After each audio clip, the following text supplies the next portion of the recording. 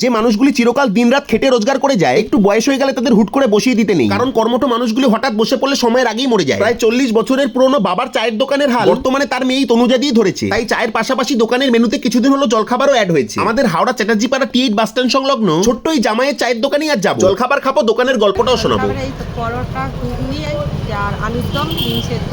ঘুগনিটা ফ্রি, মানে পরোটার সাথে ঘুগনি। হ্যাঁ, আর আলুর দম 4টে নিলে 10 টাকা। ডিম সিদ্ধ? ডিম সিদ্ধ 10 টাকা। যা করো সব বাড়িতেই করে নিয়ে আসো, তাই তো? মানে এখন এখানে চালু করনি, ইচ্ছা আছে এখানেই চালু করার? নতুন খুলেছি তো, তো প্রতিদিন খোলা থাকে, শুধু মাসে একটা দিন বন্ধ যায়, যেটা আমার মেয়ে একটু হ্যান্ডিক্যাপ আছে তো, ওকে ডাক্তার দেখাতে নিয়ে যেতে হয়। 8টা থেকে বিক্রি হয়ে যায়, 10টার মধ্যে সব বিক্রি হয়ে যায়। তুমি তো কম বানাও দেখছি, খুব একটা বানাচ্ছ না এখন। না, নতুন করে বানাচ্ছি না, টেনশনে ভয়। আচ্ছা, এটা দেখার পর যদি আসে তাহলে বানাবে তো বেশি করে? দুটো পরোটার সাথে ঘুগনি, আলুর দম, আবার একটা সেদ্ধ ডিম। জলখাবারের এই সম্পূর্ণ থালিটা এখানে মাত্র 27 টাকায় পাবে। তবে আলুর দমটা যদি অসাধারণ বানায়, আশা করি একবার খেলে তোমাদেরকেও এই কথাটাই বলতে হবে।